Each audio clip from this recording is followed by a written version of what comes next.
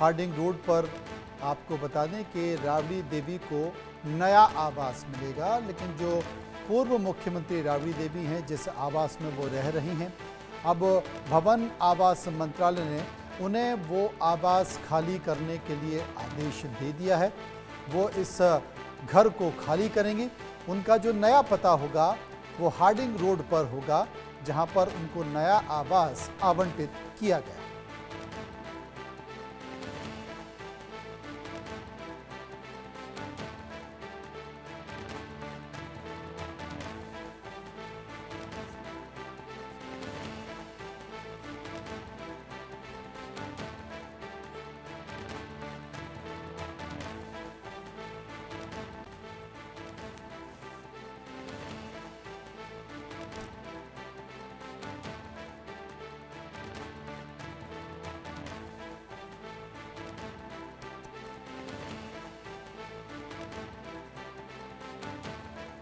और आपको बता दें कि ये जो पत्र है, ये शिवरंजन जो अधिकारी हैं उनके हस्ताक्षर से, उनके नाम से ये जारी किया गया है, जिसमें जो नेता प्रतिपक्ष का जो पूल होता है, आवास पूल होता है, उस आवास पूल से अब हार्डिंग रोड पर राबड़ी देवी को नया आवास जारी करने का आदेश दिया गया है।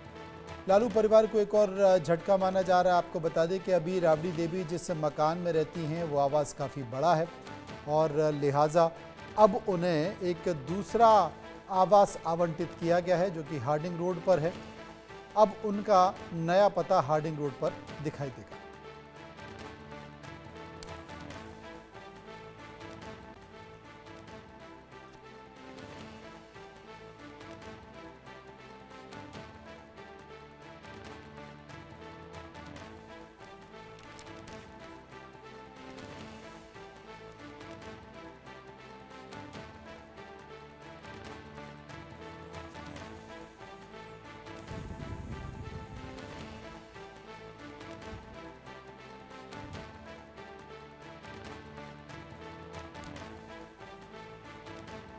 तो जैसा कि पत्र में देख रहे हैं, जो आदेश दिया, जिसमें लिखा हुआ है कि नेता प्रतिपक्ष बिहार विधानसभा परिषद के आवासन हेतु पटना केंद्रीय पूल का जो आवास संख्या 39 हार्डिंग रोड पटना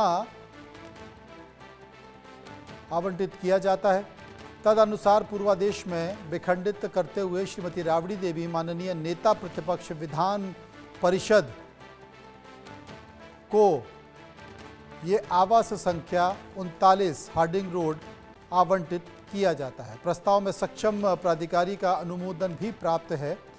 ये जो पत्र है ये जारी किया गया है। शैलेंद्र कुमार इस वक्त हमारे संवाददाता हमारे साथ जुड़ गए हैं, हम उन्हीं के पास चलते हैं। शैलेंद्र, आखिर ऐसा क्या हो गया कि राबड़ी देवी उन्हें ये आवास, अब जो उनका पुराना पता था वो हटा के नया हार्डिंग रोड पर आवास दिया गया है? देखिए, साफ तौर पे सरकार का फैसला है, क्योंकि नई सरकार गठित हुई है और नई सरकार ने अपने हिसाब से फैसला लिया है। और एक तरह से कह सकते हैं राबड़ी देवी यानी उनके परिवार के लिए बड़ा झटका है ये, क्योंकि 2005 से ही, यानी जब उनकी सरकार गई उसके बाद से ही ये उनका पता बन गया था और एक तरह से कहें में रहने के आदी हो गए थे। जो 10 सर्कुलर रोड है सीएम हाउस के सामने है, यानी सीएम हाउस से चंद कदमों की दूरी पर है। अगर आप पिछला गेट निकलें, सीएम हाउस से पिछले गेट से निकलते हैं तो राबड़ी देवी का सामने का गेट आ जाता है। यानी कि ये बड़ा बंगला है और कहें कि अच्छा बंगला है, और इसमें अपने हिसाब से मॉडिफिकेशन जो है वो करवाया था राबड़ी परिवार ने, यानी लालू परिवार ने। लेकिन अब इस सरकार ने, नई सरकार जो बम्पर मेजॉरिटी के साथ आई है, उसने ये झटका दिया है। साफ तौर पे सरकार बनते ही, नए मंत्री के चार्ज लेते ही ये लागू हो गया, फैसला जो है ये जारी हो गया है। एक तरह से कहें कि अब सरकार ने ये तय कर लिया है कि नहीं, 36 नंबर में इनको जाना होगा और जो हार्डिंग रोड है वहां जाना होगा। हार्डिंग रोड का बंगला नहीं है और इस तरह का नहीं है। यार साफ तौर पे है कि ये एक लालू परिवार के लिए बड़ा झटका, जिस तरह से चुनावों में उनको झटका लगा, तो अब ये कह सकते हैं भवन निर्माण विभाग यानी सरकार की ओर से इनको एक ये झटका और दिया गया है। और विशेष बात यह है कि अगर राबड़ी देवी या लालू परिवार की बात करें तो पिछले दिनों यानी 5 देश रत्न मार्ग जो डिप्टी सीएम का बंगला है उसको लेकर भी एक लंबी जीत चली थी। सरकार ने